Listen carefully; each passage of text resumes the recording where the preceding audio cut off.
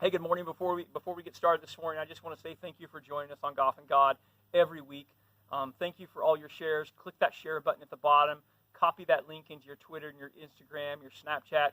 There's a lot of people who won't walk through the doors of a church, but they will see this video if you share it. So thank you for doing it. Hey, good morning, guys. What's going on? Little early morning golf and God this morning. Actually, a little bit of golf and a whole lot of God, hopefully. But hope you all are having a good week. Hope things have been going good for you. I get to golf with a college roommate today and his dad, so that's kind of neat, and that's going to be kind of cool and kind of exciting. They're getting the greens ready for us right now. But hey, let me tell you this: if you ever want to golf with me on a nice course, I don't care where you live. Let me know. Hit me up. Send me a message. I'll tell you how we can make that happen. I'm happy to share our golf with you. So, anyways, as you know, Golf and God is always it's about my daily battles, my daily walks, and sometimes some weeks are better than others. And last week was a tough week for me.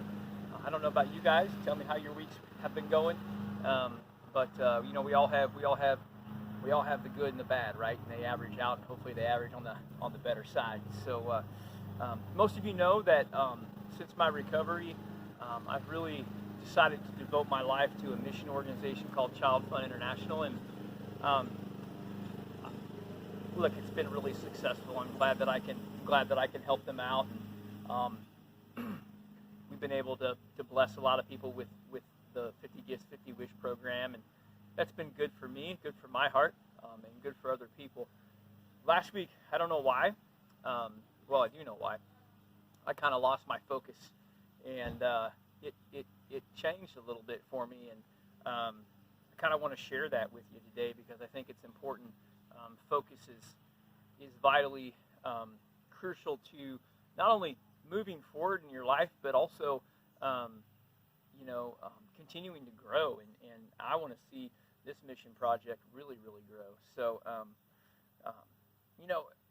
with Child Fund International, my job as a spokesperson for them, and my role is to help them find child sponsors throughout the world, including the U.S. and nationwide. And it's something that I take really serious, almost to a prideful point. I think that's a little bit of my flaw. But last week was particularly hard. You know, it's easy for me to ask someone to sponsor a child for $36 a month. That's easy. What I really didn't realize was hard was hearing the no. And not the occasional no, but at the 10th no, and the 20th no. Hearing the word no, it starts to get to you. You start to question, are you really doing the right thing? Is this the right mission project for you? Or are you presenting, are you telling? And that's the other thing is if you've talked to me about Child Fund, you know that I lay my testimony out there. I'm not a perfect duck in any way, shape, or fashion. But this spring, I was saved by the grace of God, and I'm not scared to let people know that. But when you put your testimony out there and you tell that story over and over and over again, it takes a toll on your emotions. So I think I was beginning to take that rejection personally, and that is a flaw that I need to work on, is to realize that a no is not a no against me. A no is just that person's not in the right situation right now to help out. And so that really got to me. Matter of fact, by Friday, I was really starting to question my role with Child Fund International, and I was pretty beaten and defeated about that. And I'm sure that you have times in your life and your daily walk where you're just beaten, like you are exhausted, you are physically, mentally just at a point where you're ready to give up. And that's where I was. And then I hadn't been great with my daily devotions last week, and I pulled one up, and then I put on a sermon. Sometimes podcasts are great. I mean, they're always great, but sometimes you just feel led to do it. And I heard this sermon. It's found in all four Gospels, where Jesus feeds the 5,000, and you can look it up. I mean, there's 4 different perspectives about the same miracle that happened. But the commonality between all the 4 Gospels accounts of this miracle was that they were all looking at the problem. They were all looking at this mass amount of people. How are we going to feed them? We don't have any money. Even Jesus tested his disciple Philip, and he said, hey, where do we get food? Where are we going to get the money to buy this? But Jesus knew. And the disciples, they're walking with this man. They're walking daily with this man who does miracle after miracle after miracle after miracle. And they don't see the solution. They just saw the problem. We only have 2 loaves and 5 fish, or maybe I got it backwards, I don't know. But they were looking at the problem, not the solution. And when Jesus was the solution. And I just took that message and I just applied it to my week, and I said, okay, I'm done. I can't do this. Jesus, you have always provided for me. You have always provided for this mission project time and time again.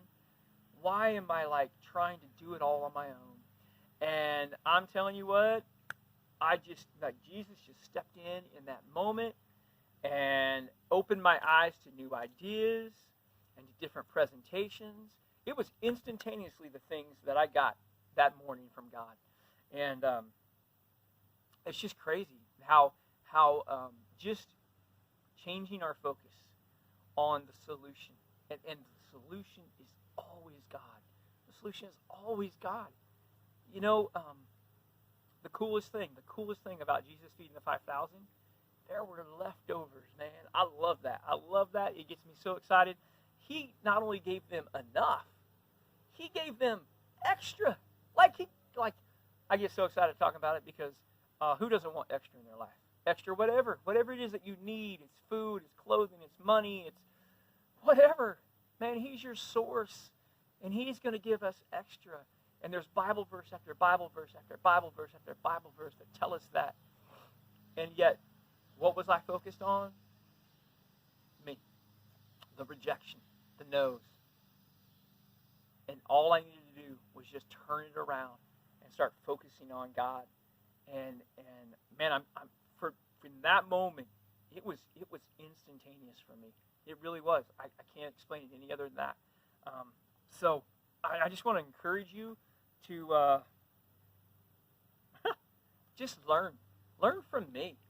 If you're struggling and something's going on and you are losing control, because last week I was definitely losing control. I was doing things that I shouldn't be doing. I was saying things that I shouldn't be saying. This week I'm having to go back and ask for a lot of forgiveness this week for things that I did last week because my life was spinning out of control. Solely because I lost my focus. So, look, I enjoy this Golf and God thing. I really like getting together with you every Tuesday morning, so thank you for supporting me. I'll say it, and I say it time and time again. There are people who will never walk their feet, their bodies through the door of a church, but they'll watch this. So click that share button. Copy this link into your Instagram, your Twitter, your email, whatever. Let them hear a little bit of hope, a little bit of love. So thank you for all your shares. I appreciate it. Man, have a blessed morning. It's hot this week. We had a great week last week. I got spoiled. So it's hot today. We're gonna sweat a lot. And listen, and hit me up if you want to golf sometime. I'd love to take you. Just send me a message and we'll go from there. But you guys have a great Tuesday morning, and hope you have a great rest of your week. We'll talk to you later. Bye.